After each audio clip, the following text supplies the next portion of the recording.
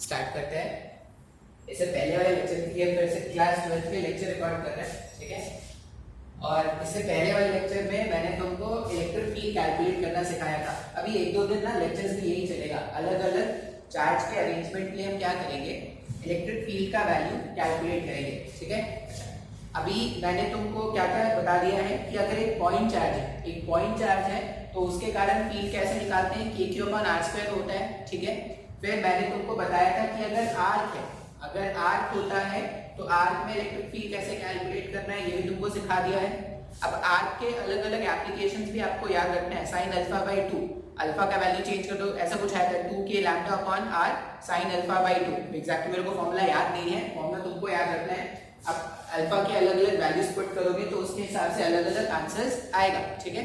फिर हमने इससे पहले वाले लेक्चर में क्या देखा था, इससे पहले लेक्चर में ऐसा देखा था कि अगर एक रिंग ऐसे रखा हुआ है और इसके एक्सिस पर मुझे क्या करना है, कोई पॉइंट है P जहां पर फील्ड कैलकुलेट करना है। तो उसके लिए हमने ये देखा था कि because of the symmetry of this diagram, इस डायग्राम के सिमेट्री के कारण जितने भी एक्सिस के मतलब इसके प्लेन के पैरेलल वाले जो फील्ड के कंपोनेंट्स होते हैं, जैसे ये इसका प्लेन है, इसके प्लेन के पैरेलल वाले जितने भी फील्ड के कंपोनेंट्स होते हैं वो क्या होता है, कैंसिल आउट हो जाता है। इसके प्लेन के सिर्फ परपेंडिकुलर वाला जो फील्ड कंपोनेंट होता है उसी का वैल्यू रिमेन करता है, ठीक है।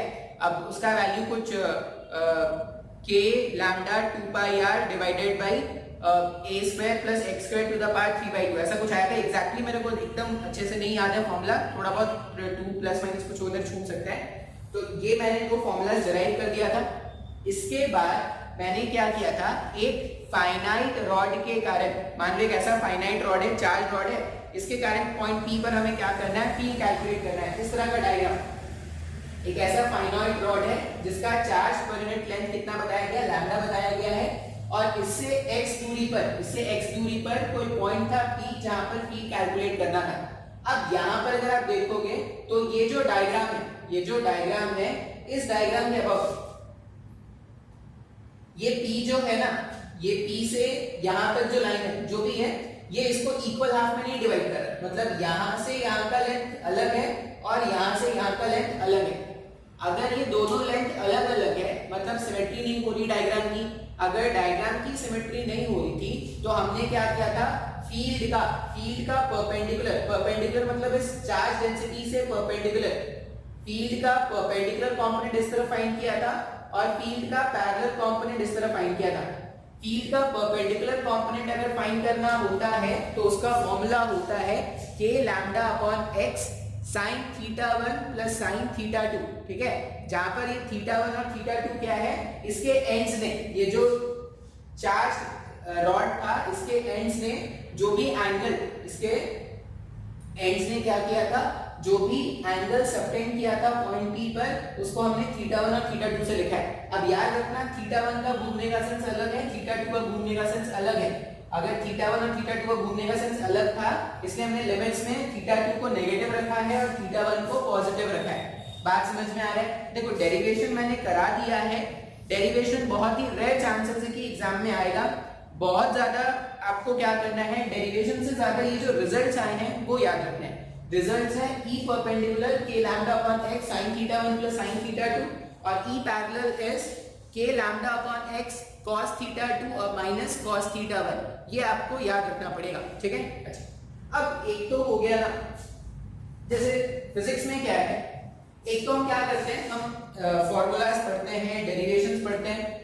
लेकिन एग्जाम में अगर तुम कॉम्पिटिटिव एग्जाम में देखोगे तो इनका डायरेक्टली वो तुमको फॉर्मूला डिराइव करने तो वहां पे एग्जाम में नहीं बोलते ना, वो तुमसे क्या करेंगे, इस फॉर्मूले को यूज करते हुए कुछ क्वेश्चंस पूछेंगे, मतलब इसके एप्लीकेशंस पूछेंगे। अब इसके एप्लीकेशंस जानने के लिए ना हमें कुछ बेसिक बातों का ज्ञान होना चाहिए। या आप ऐसा समझो कि मैं अलग अलग केसेस के नाम पे बताऊंगा, या ऐसा समझ लो कि जो टाइप ऑफ प्रॉब्लम्स इन दो फॉर्मूलेस को मिला के बनते हैं उसके बारे में बात करेंगे। बात समझ में आ रहा है? अच्छा, अब अगर मैं ऐसा बोलता केस 1, यहां पर मैं स्टार्ट कर रहा हूं। सबसे पहला वो केस कौन सा, केस 1। केस 1 का मतलब है व्हेन θ2 इज इक्वल टू θ1। अगर θ2 एंगल और θ1 एंगल क्या हो जाए, सेम हो जाए, तो θ2 और θ1 एंगल तब सेम होगा जब जो P वाला पॉइंट है ना, ये P वाला पॉइंट जो भी P पॉइंट है उससे अगर आपने परपेंडिकुलर ड्रॉप किया, P वाले पॉइंट से आपने परपेंडिकुलर ड्रॉप किया और वो परपेंडिकुलर अगर इस चार्ज रॉड को दो इक्वल हाफ में डिवाइड कर दे, मतलब P से यहाँ का जो परपेंडिकुलर है अगर वो इस चार्ज रॉड का परपेंडिकुलर बाइसेक्टर हो जाए तो जितना एंगल ये सबटेंड करता उतना ही एंगल ये सबटेंड करता गया। सिंपल सा ये बोल रहे हैं कि अगर P ऐसा कोई पॉइंट होता जिसने क्या किया था, इसको P और ये सपोज इसका पॉइंट जो है वो M, अगर PM इस चार्ज रॉड का परपेंडिकुलर बाइसेक्टर होता तो θ2 और θ1 का वैल्यू सेम हो जाता। अगर θ2 और θ1 का वैल्यू सेम है, ध्यान से देखते हैं, अगर θ2 और θ1 का वैल्यू सेम है तो E परपेंडिकुलर क्या हो जाएगा, θ2 θ1 सेम है, दोनों को मान लेते हैं थीटा, लेट दोनों को कितना मान लेते हैं थीटा, तो ये हो जाएगा k lambda x 2 times of sine theta. लिख सकते हैं क्या ऐसा, मैंने θ1 के प्लेस में भी थीटा रख दिया, θ2 के प्लेस में भी थीटा रख दिया, तो मेरे पास E परपेंडिकुलर का वैल्यू कितना आ रहा है k lambda upon x into 2 sin theta. अच्छा, अगर मैं E पैरेलल कैलकुलेट करता तो k लैम्डा अपॉन x और यहाँ पर cos theta minus cos theta, cos theta minus cos theta zero हो जाएगा क्या। अब एनीथिंग मल्टीप्लाइड जीरो क्या आना चाहिए, रिजल्ट आना चाहिए जीरो। अब ये बिल्कुल लॉजिकल भी है, तो अगर आप ध्यान से देखोगे ना तो ये बिल्कुल लॉजिकल है। अभी क्या था, इस वाले डायग्राम के हिसाब से यहाँ का चार्ज ज्यादा है और यहाँ से यहाँ का चार्ज कम है। क्यों ऐसा बोल रहे हैं सर, क्योंकि देखो चार्ज डेंसिटी दोनों में एक जैसा है, दोनों में चार्ज डेंसिटी एक जैसा है, लेकिन यहाँ से यहाँ का लेंथ अगर ज्यादा है मतलब यहाँ से यहाँ पे ज्यादा चार्ज स्टोर हुआ होगा और यहाँ से यहाँ क्या हुआ होगा, कम चार्ज स्टोर हुआ होगा। अब इसके कारण जो फील्ड है और इसके कारण जो फील्ड है, इस पूरे के कारण जो फील्ड होता है उसका डायरेक्शन ऐसा होता है, इस पूरे के कारण अगर आप फील्ड देखते हैं तो उसका डायरेक्शन ऐसा होता और इस पूरे के कारण जो फील्ड होता है उसका डायरेक्शन ऐसा होता। अब डेफिनेटली कौन डोमिनेट करेगा, ये डोमिनेट करेगा या ये डोमिनेट करेगा। इसके कारण अगर ये चार्ज का मैग्नीट्यूड ज्यादा है तो इसके कारण जो फील्ड का डायरेक्शन होगा वही डोमिनेट करेगा क्या। तो यहाँ पे क्या करेंगे, इस वाले चार्ज का जो पैरेलल कंपोनेंट होता और इस वाले चार्ज का जो पैरेलल कंपोनेंट होता, तो ये जो मेरे पास अपर हाफ वाला चार्ज है उसका जो पैरेलल कंपोनेंट होता वही डोमिनेट करता गया, तभी तो नेट फील्ड इधर ही आ जाता।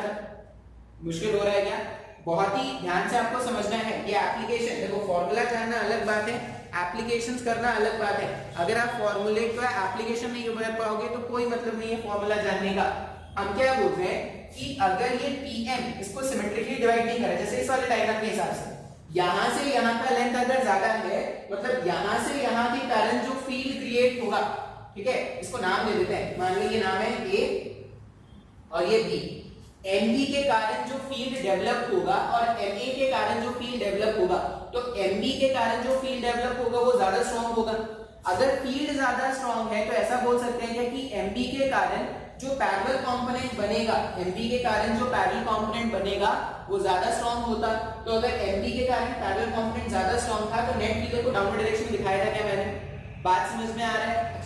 अब अगर मैं बोल रहा हूँ कि MB और MA का वैल्यू अगर सेम हो जाएगा, MB और MA का वैल्यू अगर सेम हो जाएगा, इसका मतलब जितना चार्ज यहाँ से यहाँ पर स्टोर है और जितना चार्ज यहाँ से यहाँ स्टोर है दोनों का वैल्यू सेम हो जाएगा। अगर ऐसा अरेंजमेंट है, डायग्राम से देख लेते हैं, अगर ऐसा अरेंजमेंट है plus plus plus plus plus, ठीक है, अब जितना चार्ज यहाँ पर स्टोर है उतना ही चार्ज अगर यहाँ पर आ जाए तो इसके कारण फील्ड ऐसा होता, इसके कारण फील्ड ऐसा होता। अब अगर ये दोनों फील्ड एक जैसे और ये एंगल्स अगर एक जैसा है, ये भी थीटा ये भी थीटा है, तो ये कंपोनेंट और ये कंपोनेंट कैंसिल आउट कर देंगे क्या, बात समझ में आ रहा है ना। तो कौन सा कंपोनेंट बचेगा फाइनली, जो सिर्फ परपेंडिकुलर कंपोनेंट है वही बचेगा ना। सर मेरे को कुछ भी नहीं समझ में आ रहा है, बहुत ही सिंपल सा एनालिसिस है भाई। हम क्या बोल रहे हैं कि अगर PM जो है, जो परपेंडिकुलर मैंने ड्रॉप किया है, अगर वो चार्ज रॉड को सिमेट्रिकली डिवाइड कर देता मतलब θ1 और θ2 का वैल्यू सेम हो जाता, तो उस केस में जो पैरेलल कंपोनेंट ऑफ फील्ड होगा वो क्या होता, जीरो हो जाता। बात समझ में आ रहा है। अब अगर वो सिमेट्रिकली नहीं डिवाइड कर रहा तो हमेशा समझ जाना कि जिसका भी चार्ज डेंसिटी ज्यादा है फील्ड का डायरेक्शन उसके कारण डोमिनेट करेगा। तो अगर यहाँ पर चार्ज चार्ज डेंसिटी ज्यादा था तो फील्ड का डायरेक्शन इसके कारण डोमिनेट करता, तो इसके कारण तो अगर इस तरफ था तो कंपोनेंट जो ई पैरेलल वाला कंपोनेंट जो डाउनवर्ड डायरेक्शन में है because of this charge density वो क्या करता है, डोमिनेट करता। बात समझ में आया है क्या? अब ये मेरे पास हो गया केस 1। केस 1 में मैंने बोल दिया कि जब थीटा 1 और थीटा 2 का वैल्यू सेम है इस समय क्या होगा, सिर्फ परपेंडिकुलर कंपोनेंट बचेगा, पैरेलल कंपोनेंट क्या हो जाएगा, जीरो हो जाएगा। अच्छा, ये सब केसेस ना स्कूल के एग्जाम में भी पूछे जाते हैं।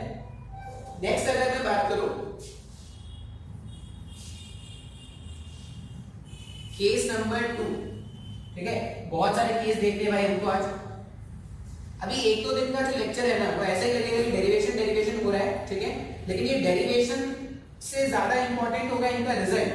जितने भी डेरिवेशंस मैं कराऊंगा ना सबके रिजल्ट्स आपको याद करके रख लेने हैं। जितने भी डेरिवेशंस होंगे सबका रिजल्ट आपको क्या करना है, याद कर लेना है और कहीं पर अलग से नोट डाउन करके लिखते जाना जो भी फॉर्मूलाज आ रहे हैं। बहुत ज्यादा इंपॉर्टेंट है कि आपको फॉर्मूलाज याद रहे इलेक्ट्रोस्टैटिक के। मैं बार बार बोल रहा हूं, देखो मैं जनरली नहीं बोलता कि तुम याद करो याद करो याद करो। मैं फिजिक्स में हमेशा बोलता हूं कि क्वेश्चंस को सॉल्व करने के लिए आप क्या करो, डेरिवेशन ध्यान से रखो। लेकिन सिंस यहाँ पर बहुत ज्यादा डेरिवेशंस आ जाएंगे इसलिए हम क्या करेंगे, इतना डेरिवेशंस नहीं याद रख पाएंगे। हम क्या करेंगे, उनके फाइनल रिजल्ट्स को ही याद रखेंगे, ठीक है। अच्छा, मान लो मैं केस 2 के बारे में बात करूं। अब केस 2 क्या है, गीला है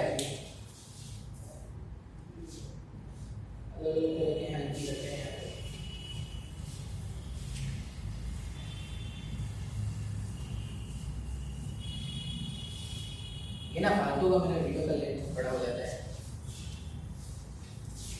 केस 2 ये सब एग्जाम में भी पूछते हैं। कौन से एग्जाम में, तुम्हारे बोर्ड वाले एग्जाम में भी पूछेंगे, कॉलेज के एग्जाम जब होंगे उसमें पूछेंगे। Case 2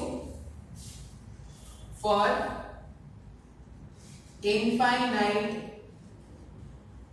infinite wire. अगर वायर जो है, ये जो चार्ज रॉड है, चार्ज रॉड लिख देते हैं, ये जो चार्ज रॉड है अगर वो इनफाइनाइट होता इसका मतलब यहां से यहां तक भी इंफिनिटी होता और यहां से यहां तक भी क्या होता है, इंफिनिटी होता। मतलब बहुत बड़ा वायर होता है, बहुत बड़ा चार्ज रॉड होता। अगर उस केस में हमें क्या करना है, पॉइंट पी पर फील्ड कैलकुलेट करना है। अब इंफिनिटी जो है ना, फिजिक्स में जब भी ये इंफिनिटी वाला वर्ड आएगा ये समझ जाना ये रिलेटिव टर्म है, ठीक है। इंफिनिटी का मतलब ऐसा नहीं कि वहां पे उसको दूर चांद पर ले जाना है चार्ज रॉड को, ऐसा नहीं। जैसे अगर मैं बोल रहा हूं कि in the for infinite charge rod, अब इनफाइनाइट चार्ज रॉड का ये मतलब नहीं है कि हमने क्या किया है, इस रॉड का लेंथ धरती के अंदर से पाताल लोक से और चंद्रमा तक पहुंचा दिया तो वो इनफाइनाइट रॉड है, नहीं। इनफाइनाइट जो था, इंफिनिटी जो होता है वो एक रिलेटिव टर्म है। अब रिलेटिव टर्म का मतलब क्या है, अगर इस x दूरी के सामने, ध्यान से रखिए, याद रखना जो मैं बोल रहा हूं, अगर इस x दूरी के सामने इसका लेंथ बहुत ज्यादा होगा तो हम क्या बोलेंगे, इस x के सामने ये जो रॉड है वो इनफाइनाइट है। बात समझ में आ रहा है क्या? जैसे मैंने इंफिनिटी का कंसेप्ट शायद तुमको पहले कभी भी समझाया था। मान लो तुम्हारी सैलरी कुछ होगी, कितना मान लेते हैं, ना के बराबर होगी, बहुत कम, कुछ अर्न भी करते होगे तो बहुत कम अर्न करते होगे, जो पॉकेट मनी मिलता होगा शायद वो, या वो भी नहीं मिलता होगा, गरीबों को वो भी नहीं मिलता, पॉकेट मनी भी नहीं मिलता होगा कुछ लोगों को। तो मान लो तुम्हारी पॉकेट मनी है कुछ हंड्रेड्स मान लेते हैं, कुछ थाउजेंड, बहुत मतलब अच्छे पेरेंट्स हैं तो कुछ अच्छा ले लेंगे, नहीं तो जनरली पता है कि नालायक है, हमें पैसा देना कोई फायदा है नहीं तो वो नहीं देते मेरे को पैसे। मान लो तुमको कुछ पैसे मिले तुम्हारे पेरेंट्स से, कितने लिए, मान लो 100 रुपीज, वो तुम्हारी सैलरी है एक महीने, और मेरी सैलरी कुछ लैक्स में है या कुछ थाउजेंड्स में है, जो भी है, ठीक है। मेरी सैलरी क्या है, कुछ थाउजेंड्स में, तुम्हारी सैलरी क्या है, कुछ हंड्रेड्स में। अब तुम्हारी सैलरी के सामने ना मेरी सैलरी क्या हो जाएगी, इनफिनाइट हो जाएगी, ठीक है। लेकिन यही केस उल्टा है, जब मैं मेरी सैलरी और सुंदर पिचाई की सैलरी देखूंगा तो मेरी सैलरी क्या हो जाएगी, मेरी सैलरी के सामने सुंदर पिचाई की सैलरी क्या हो जाएगी, इनफिनाइट हो जाएगी। अच्छा, ये नहीं सोचना कि तुम्हारी सैलरी के सामने सुंदर पिचाई की सैलरी इनफिनाइट इंटू इनफिनाइट हो गई, वो भी इनफिनाइट ही। ठीक है। इन्फिनिटी का इन्फिनाइट का कोई कैलकुलेशन नहीं होता, तो ऐसा नहीं सोचिए कि सर आपके रिस्पेक्ट में मेरे रिस्पेक्ट में आपकी सैलरी इन्फिनाइट थी, आपके रिस्पेक्ट में सुंदर पिचाई की सैलरी इन्फिनाइट है, इसका मतलब मेरे रिस्पेक्ट में सुंदर पिचाई की सैलरी जो है वो इन्फिनाइट स्क्वायर है, ये सोचना गलत है, ठीक है। तो हम क्या बोल रहे हैं कि अगर ये दूरी के सामने ये जो x है, अगर x के सामने इस रॉड का लेंथ जो है, रॉड का लेंथ बहुत ज्यादा होगा तो हम क्या बोलेंगे, ये इन्फिनाइट चार्ज रॉड है, ठीक है। ऐसा नहीं सोचना है कि इन्फिनाइट चार्ज रॉड लिखा है इसका मतलब पाताल लोक से लेके ऊपर आसमान तक ये इन्फिनाइट रॉड ऐसा है, नहीं। अब अगर इन्फिनाइट रॉड है, अब तुम ध्यान से देखो, थीटा 1 और थीटा 2 के लिमिट्स पुट करने हैं, अलग अलग केसेस में ना थीटा 1 और थीटा 2 के वैल्यूज पुट करेंगे, उनके हिसाब से ही जो भी क्वेश्चन में चेंज आएगा उसको नोट करते जाएंगे। मान लो मैं बी पॉइंट को बढ़ा के यहां नहीं तो ला, बी पॉइंट को बढ़ा के ऊपर लाने से थीटा 1 एंगल और बढ़ गया है। बी पॉइंट को तुम जैसे ऊपर लेके जाओगे थीटा 1 एंगल का मैग्नीट्यूड बढ़ गया। मान लो ए पॉइंट को और नीचे ले जाओ, थीटा 2 एंगल भी बढ़ गया है। अब मैं बोल रहा हूं कि बी पॉइंट को इंफिनिटी पे लेके जाना है और ए पॉइंट को भी इंफिनिटी पे लेके जाना है। अब अगर इंफिनिटी पे लेके जाना है इसका मतलब क्या होगा, बी से जो रे पॉइंट पी पे एंगल सबटेंड करेगा और ए से जो रे पॉइंट पी पर एंगल सबटेंड करेगा वो टेंडिंग टू 90 डिग्री हो जाएगा। तुम खुद से सोचो भाई, मैक्सिमम एंगल वो कितना सबटेंड कर सकता है, इंफिनिटी सेपरेशन हो गया मतलब वो मैक्सिमम सेपरेशन हो गया ना, इससे ज्यादा सेपरेशन तो हो नहीं सकता। अब मैक्सिमम सेपरेशन पर वो कितना एंगल सबटेंड कर सकता है, तो मैक्सिमम सेपरेशन पर थीटा 1 और थीटा 2, थीटा 1 और थीटा 2 दोनों का वैल्यू क्या हो जाएगा, theta 1 equals to theta 2 equals to 90 degree हो जाएगा। तुम लॉजिकली सोचना, जब आप इंफिनिटी सेपरेशन पे चले जाओगे तो पॉइंट पी पर कितना एंगल सबटेंड होगा, 90 डिग्री, इससे ज्यादा एंगल नहीं सबटेंड हो सकता। अब अगर थीटा 1 और थीटा 2 का वैल्यू मैं इससे ऊपर वाले फॉर्मूलेज में पुट करूं तो ई परपेंडिकुलर, अच्छा अभी फिर से ये theta 1 equals to theta 2 equals to theta वाला केस आ गया, जो केस 1 हमने अभी देखा था उसी के जैसा केस आ गया ना। अच्छा केस 1 में ई पैरेलल कंपोनेंट आया था क्या, नहीं सर ई पैरेलल तो नहीं आएगा। यहाँ पर ई पैरेलल आएगा क्या, नहीं, यहाँ पर भी क्या होगा, सिर्फ ई परपेंडिकुलर कंपोनेंट आएगा। अब ई परपेंडिकुलर कंपोनेंट अगर आप कैलकुलेट करोगे तो आप क्या लिखोगे, k lambda upon x sin 90 plus sin 90, sin 90 का वैल्यू 1, sin 90 का वैल्यू 1, 1 प्लस 1 2। तो ये जो e परपेंडिकुलर है, ये जो e परपेंडिकुलर है इसका value 2k lambda upon x ऐसा कुछ आ रहा है। ये जो e परपेंडिकुलर है इसका वैल्यू कितना आ रहा है, 2k लैम्डा अपॉन x। आप चाहो तो e पैरेलल भी कैलकुलेट करके देख सकते थे, cos 90 भी 0, cos 90 भी 0, 0 माइनस 0 भी 0, एनीथिंग मल्टीप्लाइड विद 0 इज 0, ठीक है। तो e पैरेलल 0 आ जाता है। तो हमने क्या बोला कि for infinite charge rod, infinite charge rod के लिए मेरे पास e परपेंडिकुलर का वैल्यू कितना आ जाएगा, 2k लैम्डा अपॉन x। अब तुमको अगर बेसिक फार्मूला याद है और जो बेसिक में कंसेप्ट यूज कर रहा हूं, बेसिक फार्मूला और ये जो बेसिक में छोटे छोटे जो कंसेप्ट यूज कर रहा हूं, अगर तुमको ये समझ में आ रहा होगा तो तुम्हारे लिए कोई बड़ा बात नहीं होगा ये सब जानना। केस 3 देखते हैं। केस 3 का डायग्राम अगर आप मैं ड्रॉ करूं, ये डायग्राम को मेरे को हटाना पड़ेगा लेकिन ये डायग्राम का यूज है, ठीक है। तो जब भी मैं रेफरेंस दूंगा आप ये डायग्राम क्या करना, देख लेना अपनी कॉपी में जहां पे भी तुमने नोट डाउन किया है। तुम नोट्स बनाते तो हो ना, ऐसा तो नहीं करते कि नोट्स भी नहीं बनाते। लेक्चर देखो, कुछ लोग लेक्चर देखते हैं कुछ लोग नहीं देखते हैं, तो नोट्स का भी ऐसा ही हाल होगा, कुछ लोग नोट्स बनाते होंगे कुछ लोग नहीं बनाते।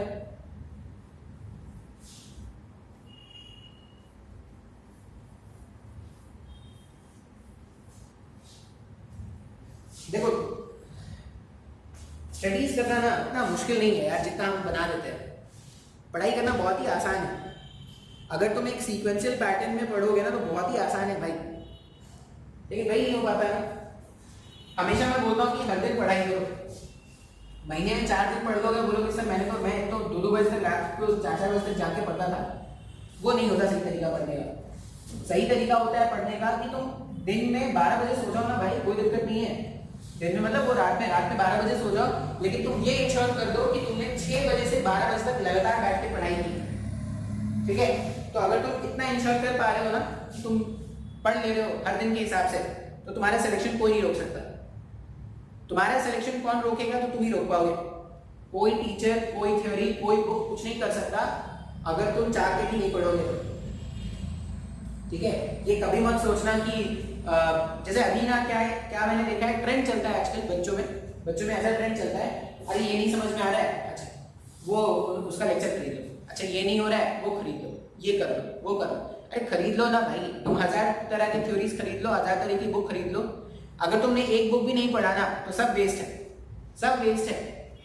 तुम ढंग से अगर मैं नहीं बोल रहा कि मैं बहुत सा पढ़ा रहा हूँ, मैं नहीं बोलता, मेरे को नहीं पता कि कितना क्या पढ़ाता हूँ क्या नहीं, कैसा पढ़ाता हूँ, लेकिन मैं एक बात जरूर बोलूंगा कि तुमको ये डिसाइड करना है कि देखो, तो कोई मेरे से अगर डाउट पूछने आता है तो ये तो नहीं होता है कि मैं उसको भगा देता हूँ कि नहीं भाई तुम डाउट मत पूछो। तुमको मुझसे जितना तुम ज्यादा इंफॉर्मेशन कलेक्ट कर सकते हो ना तुम कलेक्ट करो। तो कंप्लेन करना बहुत ही ज्यादा आसान होता है कि सर ये नहीं हो रहा है, सर वो नहीं हो रहा है, सर ये कैसे करे वो कैसे करे, बहुत ही आसान है। लेकिन जो स्टूडेंट्स हैं, जो सिलेक्शन को एम करते हैं, वो क्या कर रहे हैं ना, वो इस एडवर्स टाइम में भी क्या कर रहे हैं, खुद को इस तरह से मैनेज कर रहे हैं कि उनकी स्टडीज हैम्पर ना हो। तो तुमको भी खुद को ऐसा ही करना पड़ेगा। देखो बहुत लोगों को मैंने भी देखा है कि वो लोगों को लगता है कि सर मैं मेहनत तो कर रहा हूँ, सर मैं मेहनत कर रहा हूँ लेकिन मेरे मार्क्स नहीं आ रहे सर। इसका ये मतलब है कि जिस अमाउंट का तुम मेहनत अभी कर रहे हो ना, शायद उससे ज्यादा अमाउंट की मेहनत की रिक्वायरमेंट है। ठीक है, हो सकता है अगर तुम कंटिन्यूअसली मेहनत कर रहे हो ना तो हो सकता है कि तुमको अभी रिजल्ट ना मिल रहा हो, लेकिन एक टाइम ऐसा जरूर आएगा जब तुमको रिजल्ट मिलना स्टार्ट हो जाएगा। मैं दूसरे की बात नहीं करता भाई, मैं खुद के बारे में जानता हूँ। मैं बहुत ही एवरेज स्टूडेंट था, बहुत ही एवरेज स्टूडेंट था। और जब मैं मुझे लगता है कि जब मैंने कर लिया ना तो तुम आराम से कर लोगे। ठीक है, एक से एक टॉपर्स मैंने देखे हैं, एक से एक धुआंधार लोग मैंने देखे हैं। ठीक है, लेकिन एंड रिजल्ट क्या होता है ना, जो लगातार लगा रहता है, मेहनत कर रहा है, एंड रिजल्ट में सिलेक्शन सीधा होता है। ठीक है, वो नहीं कि तुमने क्या कर लिया, महीने में 10 दिन पढ़ लिया, बोला कि यार बहुत पढ़ लिया यार 10 दिन, अभी तो रिलैक्स करते हैं, ये करते हैं वो करते हैं। जहाँ तुम्हारे में ये फीलिंग आ गई ना, गेम खत्म। गेम में अगर तुमको बने रहना है तो तुमको क्या करना पड़ेगा, कंटिन्यूअसली मेहनत करना पड़ेगा। और तुम ये मत सोचना भाई कि 11th खत्म हो गया है, सर 11th में तो मैंने पढ़ाई किया नहीं, 12th अब आ गया है, अब 12th पढ़ूँ, 11th पढ़ूँ, ये करूँ, बोर्ड्स पढ़ूँ, वो पढ़ूँ। बोर्ड्स के बारे में भी सोचना ही नहीं। ठीक है, बोर्ड्स के बारे में भी मत सोचना। बोर्ड्स का मैं टाइम बताऊंगा कब बोर्ड्स के बारे में पढ़ना है।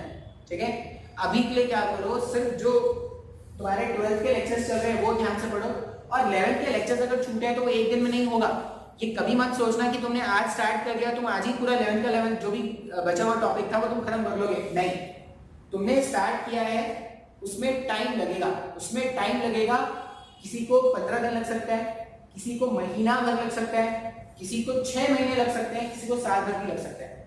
तो वो तुम ध्यान से देखना है, तुमको देखना है कि तुम्हारे पास कंसेप्ट है, तुम्हारे पास बुक है, थ्योरी है, नोट्स है, यूट्यूब लेक्चर तुमको देखने हैं वो देख लो, तुम्हारे अनअकैडमी तुमने वो अकेडमी का अगर तुमने सब्सक्रिप्शन कर रखा है सब देखो।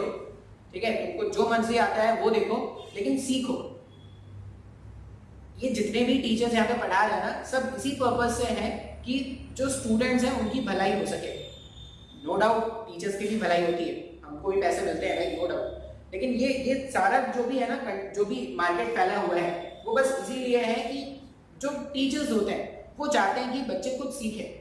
ऐसा कोई टीचर नहीं होता, मेरे को तो नहीं लगता ऐसा कोई शायद ही टीचर होगा जो ये चाहता होगा कि नहीं मेरा जो नॉलेज हो मेरे पास ही रहे और किसी को नहीं देना मुझे।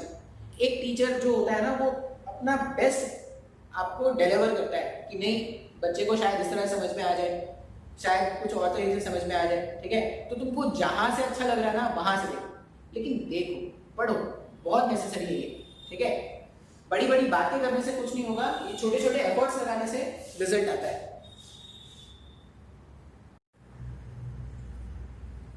ठीक है, आगे देखते हैं केस 3 कैसा है।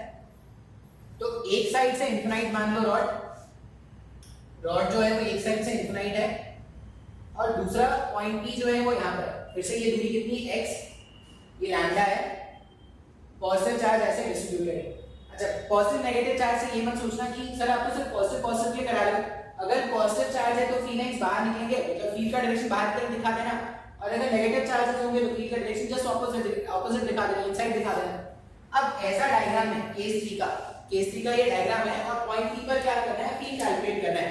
अब तो पहले तो लॉजिकली बताओ कि पॉइंट P पर कौन सा कंपोनेंट आएगा, परपेंडिकुलर कंपोनेंट आएगा, पैरेलल कंपोनेंट आएगा फील्ड का, या दोनों कंपोनेंट्स आ सकते हैं। सर यहाँ पे दोनों कंपोनेंट्स आएंगे क्या? परपेंडिकुलर कंपोनेंट तो नो डाउट आना ही है, परपेंडिकुलर कंपोनेंट तो आना ही है। यहाँ पर पैरेलल कंपोनेंट भी आएगा, ठीक है। जैसे पैरेलल कंपोनेंट तब कैंसिल आउट हो रहा था जब यहाँ का चार्ज डिस्ट्रीब्यूशन और इस तरफ का चार्ज डिस्ट्रीब्यूशन एक जैसा था, तब जाके पैरेलल कंपोनेंट जीरो हो रहा था। अब यहाँ पर अगर देखो, इससे ऊपर तो चार्ज डिस्ट्रीब्यूशन है, इससे नीचे कुछ है क्या? नहीं। इसका मतलब इसके कारण परपेंडिकुलर कंपोनेंट भी आएगा, पैरेलल कंपोनेंट भी आएगा। अब अगर ये चार्ज है तो इसके कारण जो फील्ड निकलेगा वो इस डायरेक्शन में निकलेगा, तो एक कंपोनेंट इधर आएगा और एक कंपोनेंट इधर आएगा। बात समझ में आ रहा है? अब थीटा 1 और थीटा 2 रख के देखते हैं। अगर आप ध्यान से देखोगे तो थीटा 1 यहाँ पर कितना पुट करना है, 90 पुट करना है। थीटा 1 क्या पुट करेंगे, 90 पुट करेंगे। ऐसा क्यों पुट कर रहे हैं? क्योंकि वो टेंडिंग टू इंफिनिटी है, ठीक है। एंड थीटा 2 अगर आप देखोगे तो थीटा 2 के क्या करना पड़ेगा, इस वाले जब एंड को आप ज्वाइन करोगे तो ये जो परपेंडिकुलर होता था पॉइंट P से इस चार्ज कंडक्टर के जो परपेंडिकुलर होता था और इसके एंड्स को ज्वाइन करने वाला जो लाइन होता था, उसी के बीच के एंगल को थीटा 2 बोल रहे थे क्या? जब डायग्राम ऐसा था तो ये वाला ही एंगल तो थीटा 2 आता था ना। अब अगर ये मेरे जो एंड है उसको अगर मैं घुमा के यहाँ पर रख दूं तो थीटा का वैल्यू 0 हो जाएगा। इस पर्टिकुलर केस में थीटा 2 का वैल्यू कितना रख देंगे, 0। Theta 1 90, theta 2 0। वैल्यू में ये जो फार्मूला है उसमें वैल्यूज अगर पुट किया जाए तो E परपेंडिकुलर हो जाएगा k lambda upon x sin 90 plus sin 0। sin 0 का वैल्यू हो गया 0, sin 90 का वैल्यू हो गया 1। तो E परपेंडिकुलर का वैल्यू कितना हो जाएगा, k लैम्डा अपॉन x। उसी तरह अगर मुझे E पैरेलल कैलकुलेट करना होता, E पैरेलल में वापस हमने रख दिया k लैम्डा अपॉन x, ठीक है। cos थीटा 2 का मतलब cos 0 पुट करेंगे यहाँ पर, cos 0 माइनस cos 90। cos 90 का वैल्यू क्या हो गया, cos 90 0 हो गया, cos 0 1 होता है। E पैरेलल भी क्या हो जाएगा, E parallel k lambda upon x हो जाएगा। क्या बात समझ में आ रहा है? तो जब इस तरह से, इसको बोलते हैं semi infinite rod, semi infinite charge rod रहेगा तो उसके कारण E परपेंडिकुलर कितना हो गया, k लैम्डा अपॉन x, और E पैरेलल कितना हो जाएगा, k लैम्डा अपॉन x। दोनों का value k lambda upon x और k लैम्डा अपॉन x ऐसा ही आने वाला है क्या, हाँ या ना? मान लो इसी में एक एडवांसमेंट देखते हैं, इसी में एक क्वेश्चन बनाते हैं। केस 3 में क्वेश्चन है, क्वेश्चन कैसा है, एक साइड पूरा पॉजिटिव चार्ज है और दूसरा साइड पूरा नेगेटिव चार्ज है, ऐसा है।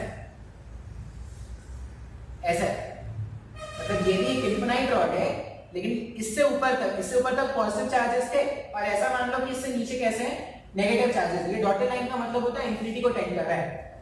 अब कैसे सॉल्व करेंगे सर? तो अगर ध्यान से देखोगे ना तो हमारे पास एक्चुअल में क्या है ना, दो क्वेश्चन को ऐड कर देंगे तो ये क्वेश्चन बन जाएगा। मैं दोनों हाफ को अलग अलग देता हूँ। पहला जो चार्ज रॉड का हाफ है उसको अलग सॉल्व करते हैं और दूसरा जो चार्ज रॉड का हाफ है उसको अलग सॉल्व करते हैं, ठीक है। ध्यान से देखना, मैं ऐसा मान रहा हूँ कि मेरे पास सिर्फ पॉजिटिव चार्ज है, मतलब सिर्फ ऊपर वाला हाफ है। अगर सिर्फ ऊपर वाला हाफ है, इसके कारण ये क्वेश्चन है, ठीक है, इसके कारण अगर मैं फील्ड लिखता तो मेरे पास एक तो कंपोनेंट इस तरफ आता है जिसको मैं E परपेंडिकुलर बोलूंगा k लैम्डा अपॉन x, और इसके कारण एक कंपोनेंट नीचे आ जाता जिसका वैल्यू भी क्या होता k लैम्डा अपॉन x। बात समझ में आ रहा है? अगर इस पॉजिटिव चार्ज के कारण इलेक्ट्रिक फील्ड लाइंस ऐसे थे तो नेगेटिव चार्ज के कारण क्या हो जाएगा, ये जो इलेक्ट्रिक फील्ड लाइंस होंगे वो ऐसे आएंगे, हाँ या ना? नेगेटिव इस डायरेक्शन में आएंगे। जब आप इनको रिजॉल्व करोगे, जब इनको रिजॉल्व किया जाएगा तो मेरे पास इस, अब अगर मैं बोलता कि मेरे को इसके कारण निकालना है, इसको अलग कलर से दिखा देता हूँ। ये जो नेगेटिव चार्ज रॉड है अगर मुझे उसके कारण निकालना होता तो पॉजिटिव वाले के कारण बाहर निकल रहा था तो इसका डायरेक्शन बस ऑपोजिट रख देना। ऑपोजिट अगर डायरेक्शन रख दो तो कैसा होगा, इसके कारण k लैम्डा अपॉन x, ये मेरा परपेंडिकुलर कंपोनेंट हो गया। पॉजिटिव चार्ज में अगर परपेंडिकुलर कंपोनेंट बाहर निकल रहा था तो नेगेटिव चार्ज में वो क्या करेगा, अंदर जाएगा।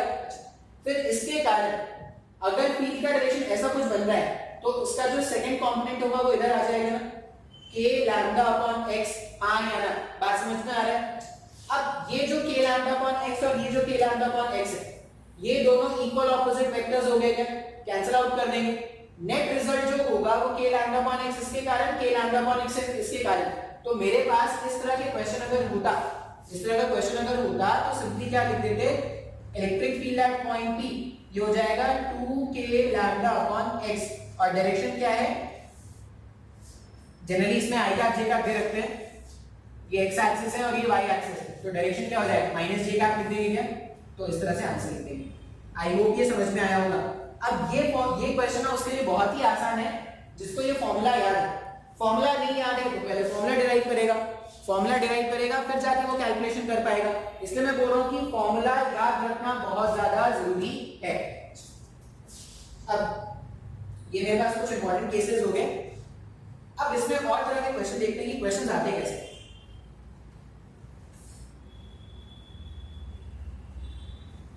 इंपॉर्टेंट टॉपिक होता है ये, इसमें आते हैं क्वेश्चन। ऐसा ही कुछ तुम मैग्नेटिज्म में भी काम करोगे, ठीक है? जब मैग्नेटिज्म वाला चैप्टर पढ़ेंगे ना तो वहां पे भी कुछ ऐसी बातें आएंगी जो यहाँ पर सीख रहे हैं। पूरी की पूरी कहानी लिंक्ड है भाई, ऐसा मत सोचना कि ये कहानी से पहले वाली कहानी का कोई रिलेशन नहीं है। सारी की सारी कहानियां जो यहाँ पे बताई जा रही है, ठीक है, मेरे द्वारा, वो सारी की सारी कहानियां जो है वो आपस में जुड़ी हुई है। एक कहानी की कड़ी टूटी, then your किस्मत फूटी, then you will not have the clarity that the subject wants you to have, ठीक है? देखो एक चीज तो है, मतलब पढ़ाई करना ना बोरिंग था, और ये बहुत ज्यादा बोरिंग है यार। तुम 10 घंटे या तुम 1 घंटे कुछ भी कर लो ना, ऐसे फालतू बैठ जाओ 1 घंटे, तुमको नहीं पता चलेगा, तुम बैठ भी जाओगे 1 घंटे, टीवी देख लिया, पबजी खेल लिया, ट्विटर कर लिया, फेसबुक कर लिया, ये कर लिया, वो कर लिया, लेकिन 1 घंटे पढ़ने बैठे ना हालत खराब हो जाती है।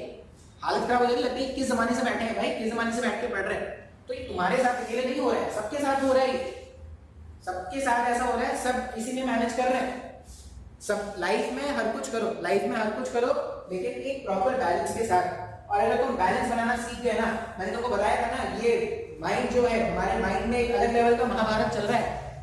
और ये जो महाभारत है ना, वो कौरवों के बीच में नहीं है, मतलब now you are the Pandavas, मतलब तुम्हारा जो बॉडी है, तुम्हारा जो माइंड है, वो तुम्हारा पांडवास है, तुम्हारे जो सेंसेस है, वो सब तुम्हें क्या करेंगे, एक जो डिफरेंट टाइप के कौरवास हैं उनसे फाइट करने में हेल्प करेंगे।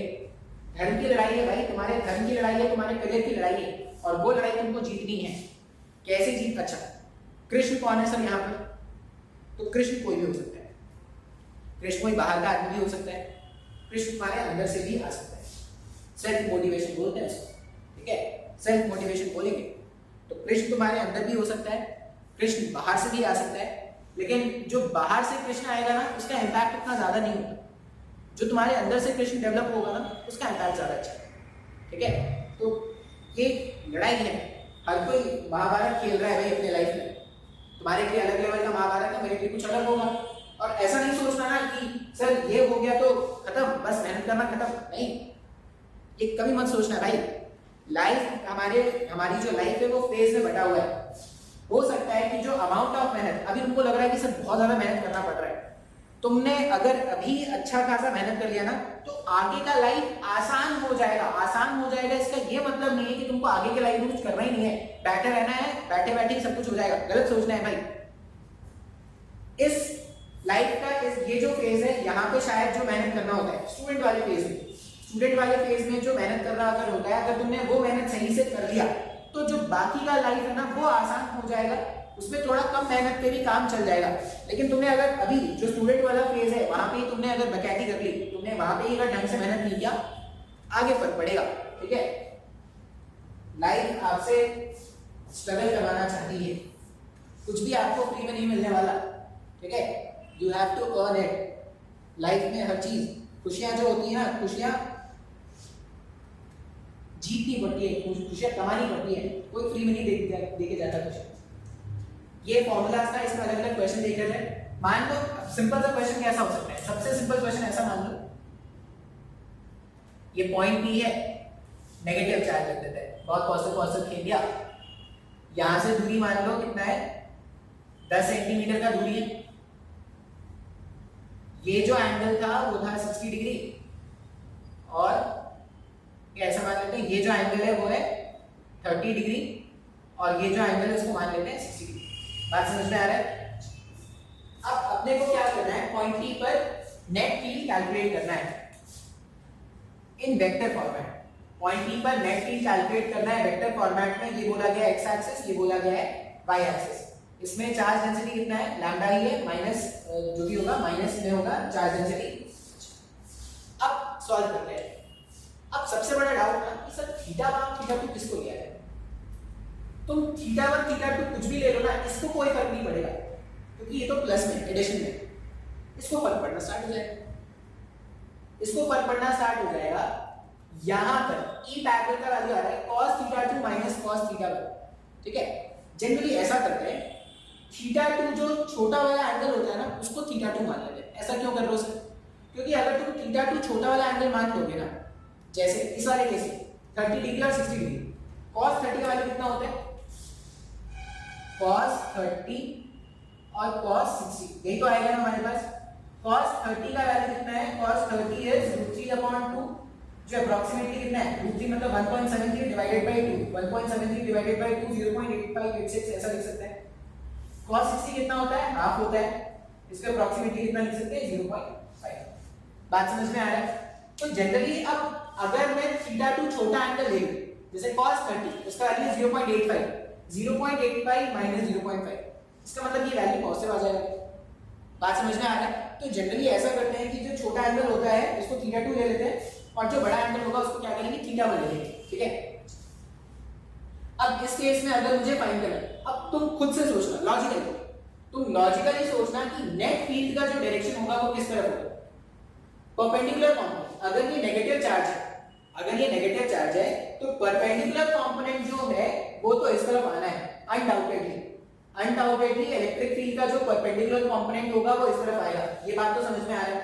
पैरेलल कंपोनेंट के बारे में सोचते हैं, ध्यान से देखना पैरेलल कंपोनेंट कैसे देखेंगे। ये नेगेटिव चार्ज अगर इसने 30 डिग्री एंगल सबटेंड किया है, मतलब लेंथ वाइज ये छोटा होगा, ये मान लो m, ये a, ये b। अगर ये 30 डिग्री एंगल सबटेंड कर रहा है तो ऐसा लिख सकते हैं क्या कि लेंथ वाइज ma का value is less than mb। Sir मेरे को ये नहीं समझ में आया। ट्रायंगल अगर तुम देखोगे तो जितना ज्यादा लेंथ हो रहा था उतना ज्यादा एंगल ही सबटेंड कर रहा है ना।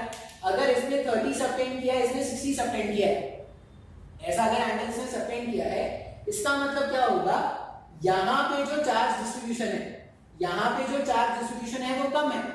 अब इस चार्ज डिस्ट्रीब्यूशन के कारण जो फील्ड होता है वो कुछ इस डायरेक्शन में होता है, नेगेटिव चार्ज के अंदर की तरफ आता है, और इसके कारण जो फील्ड होता है वो कुछ इस डायरेक्शन में होता है।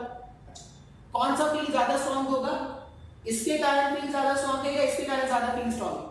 जो ज्यादा लेंथ का है उसके कारण जो फील्ड होगा वो ज्यादा स्ट्रांग होगा। अब इस अगर ये फील्ड ज्यादा स्ट्रांग है तो इसका जो डायरेक्शन है वही डोमिनेट करेगा ना। अब इसका डायरेक्शन अगर आपको डोमिनेट कराना है तो इसका एक कंपोनेंट इधर बनाते हैं और इसका एक कंपोनेंट क्या करेंगे, इधर बनाते हैं। मतलब ई पैरेलल का डायरेक्शन जो होगा वो इस तरफ होगा। और मैग्नीट्यूड कैलकुलेट करने के लिए क्या करेंगे, जो भी छोटा एंगल है cos theta 2 minus cos theta 1 लेंगे, तो थीटा 2 क्या करेंगे, छोटा एंगल ढूंढेंगे। सभी को नहीं समझ में आया? फॉर्मूला जानना अच्छी बात है, फॉर्मूला का एप्लीकेशन करना सिखा रहे हैं कि फॉर्मूला यूज कैसे करोगे। अलग अलग क्वेश्चंस में आपको ये फॉर्मूला यूज करना होता है। तो अगर मैं लिखूं ई परपेंडिकुलर हो जाएगा k lambda upon x sin theta 1 मतलब sin 30 नहीं, छोटे वाले एंगल को अपने को क्या लेना होता है, थीटा 2 लेना होता है। तो यहाँ पे हो जाएगा थीटा 1 मतलब sin 60 प्लस sin 30, इसमें तो कोई फर्क पड़ता नहीं है, इसमें तो सेम ही आना होता है। तो ये सॉल्व करने से कितना आ जाएगा, अच्छा इसमें डायरेक्शन भी लिख देते हैं। डायरेक्शन क्या हो रहा है, x के पॉजिटिव में आ रहा है तो ये आई कैप है क्या, तो ये हो जाएगा k lambda upon x sin 60 के प्लेस में रख दो हाफ और इधर रख दो √3 डिवाइडेड बाय 2। I cap. ये मेरे पास पहला आंसर है, ठीक है। दूसरा क्वेश्चन देखते हैं। दूसरे क्वेश्चन में अपने को क्या करना है, पैरेलल कंपोनेंट ढूंढना है। अच्छा, पैरेलल कंपोनेंट का डायरेक्शन मैंने तुमको बता दिया है। पैरेलल कंपोनेंट का डायरेक्शन जो है वो माइनस जे कैप है क्या, और मैग्नीट्यूड कैसे कैलकुलेट करेंगे, तो मैग्नीट्यूड के लिए फॉर्मूला देख लो। मैग्नीट्यूड के लिए अगर आप फॉर्मूला देखोगे तो ई पैरेलल कितना हो जाएगा, ई पैरेलल हो जाएगा k lambda upon x cos theta 2। छोटा वाला एंगल को अपने को क्या रखना है, थीटा 2। तो थीटा 2 यहां पर कितना हो जाएगा, cos 30 माइनस cos 60।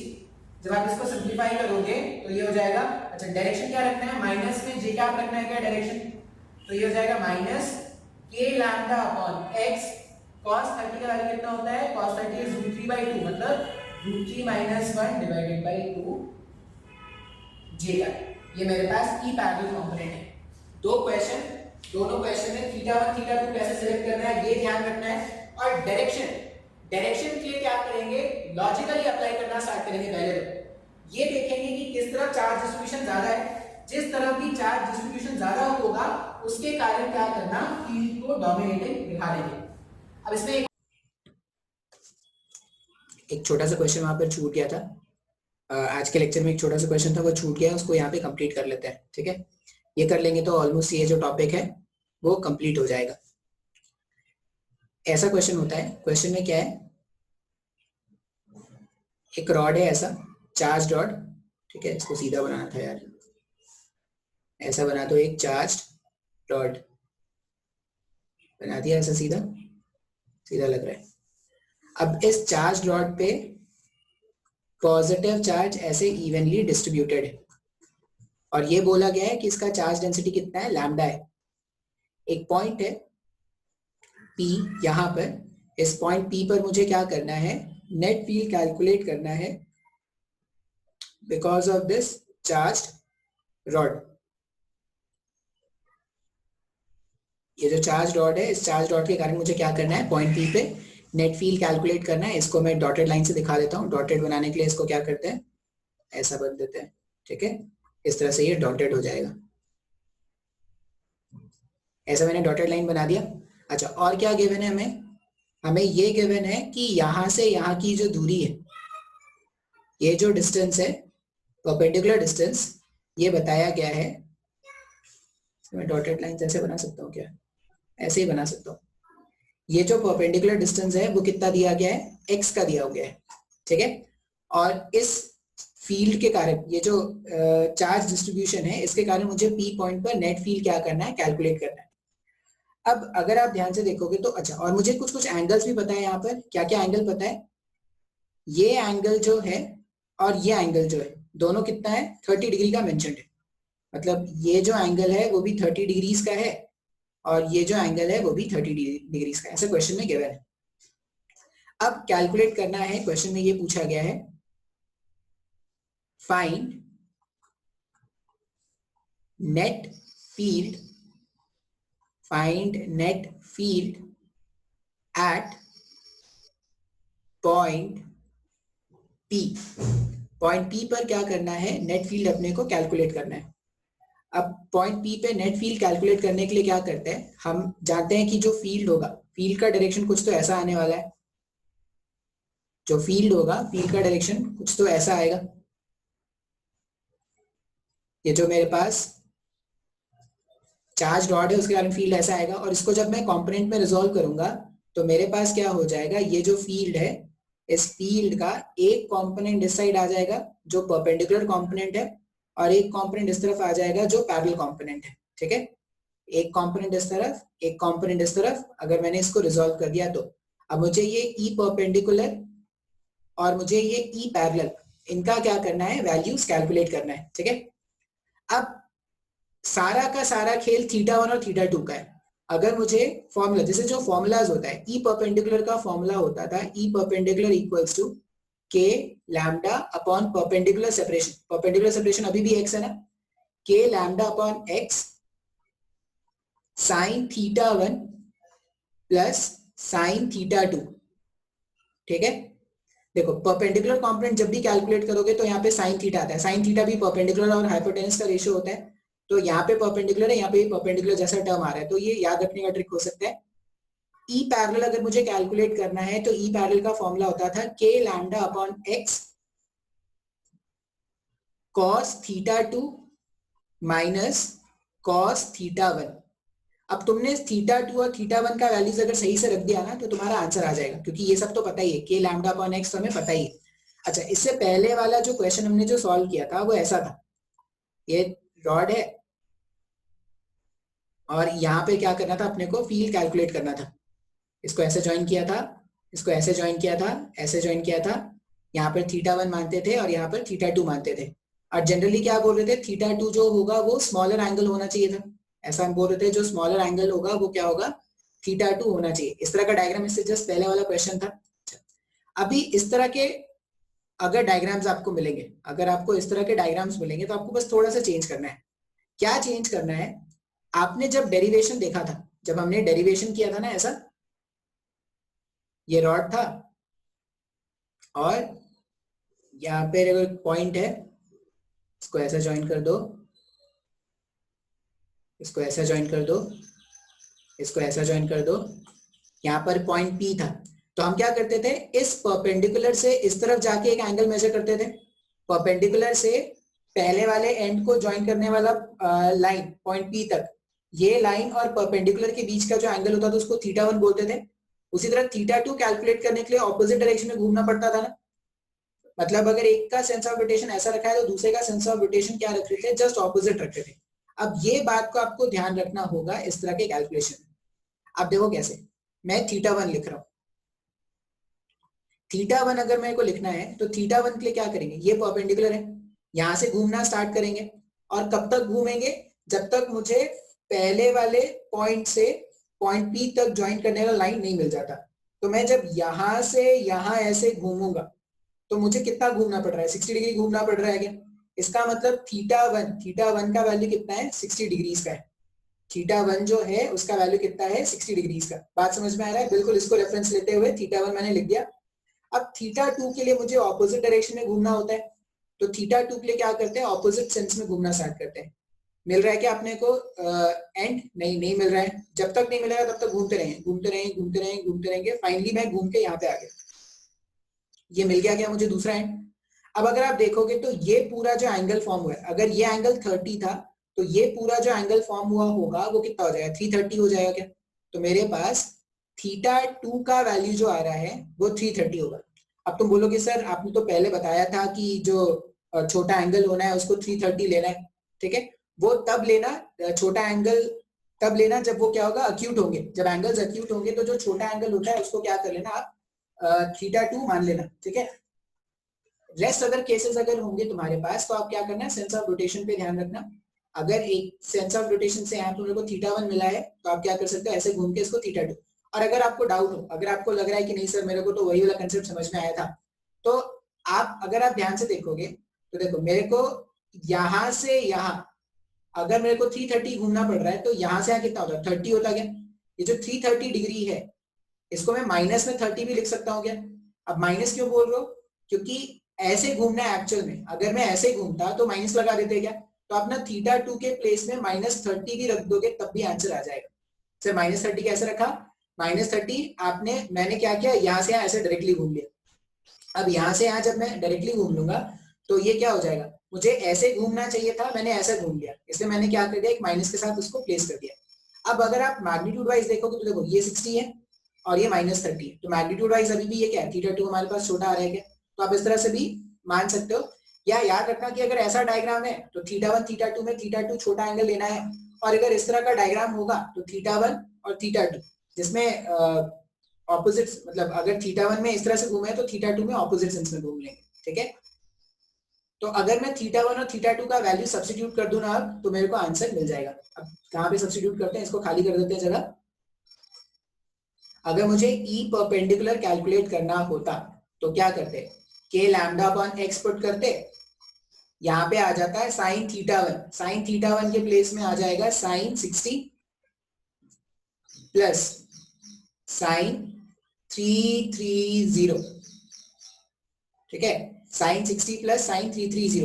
अब साइन 330 का वैल्यू कैसे कैलकुलेट करोगे, sin 330, इसको मैं ऐसा भी लिख सकता हूं क्या, sin 2 pi minus 30। Sine 2 pi minus 30 क्या हो जाएगा, फोर्थ क्वाड्रेंट का एंगल है, फोर्थ क्वाड्रेंट में साइन नेगेटिव होता है, तो ये हो जाएगा माइनस ऑफ साइन 30। तो यहाँ पे ई परपेंडिकुलर का वैल्यू साइन 60 हाफ पुट कर देना है, साइन 30 सॉरी साइन 60 √3/2 पुट कर देना है, साइन 30 माइनस हाफ पुट कर देना है, सॉल्व कर देना है, ई परपेंडिकुलर का वैल्यू मिल जाएगा। उसी तरह अगर मुझे ई पैरेलल कैलकुलेट करना होता, अगर इस क्वेश्चन में मुझे ई पैरेलल कैलकुलेट करना होता, तो ई पैरेलल के लिए क्या लिख देते, E parallel equals to k lambda upon x cos minus 30, 330 को मैंने क्या कर दिया, माइनस 30 लिख दिया, माइनस ऑफ cos 60। अच्छा, cos of minus theta cos theta होता है, ये याद रखेंगे। cos ऑफ माइनस थीटा जो होता है वो क्या होता है, cos थीटा के बराबर होता है। तो ये जो ई पैरेलल है ना, ई पैरेलल कितना बन जाएगा, k lambda upon x cos of minus 30, cos of minus 30 को सिंपली cos 30 प्लेस कर देंगे, cos 30 minus of cos 60, cos 30 का वैल्यू भी पता है, cos 60 का वैल्यू पता है, दोनों का वैल्यू सब्स्टिट्यूट कर देना, तो ई पैरेलल और ई परपेंडिकुलर दोनों के वैल्यूज हमारे पास आ जाएंगे। तो ये मेरे पास लास्ट क्वेश्चन है, इसे बस याद रखना है, θ1 θ2 एक सेंस में रोटेट करने से θ1 मिल रहा है, इसके जस्ट ऑपोजिट सेंस में रोटेट करने से आपको θ मिल जाएगा। ये अगर आप सेम सेंस में रोटेट करके फाइंड आउट करोगे तो आपको क्या करना पड़ेगा, अगर इसको पॉजिटिव दिया तो इसको नेगेटिव ले लेना, बस इतना कर दोगे, θ1 θ2 मिल जाएगा। एक बार θ1 θ2 मिल गया तो ये जो फॉर्मूलाज है इसको तो याद करना ही पड़ेगा, ठीक है, ये जो फॉर्मूलाज हमने याद करके रखा है इसमें पुट कर देंगे वैल्यूज तो आंसर आ जाएगा। तो ये मेरे पास electric field due to a charge finite conductors के क्वेश्चन थे, ठीक है। अब इसमें कुछ और भी क्वेश्चंस होंगे तो वो अपन क्या करेंगे नेक्स्ट क्लास में देखेंगे, आज इतना ही रहने देते हैं। बस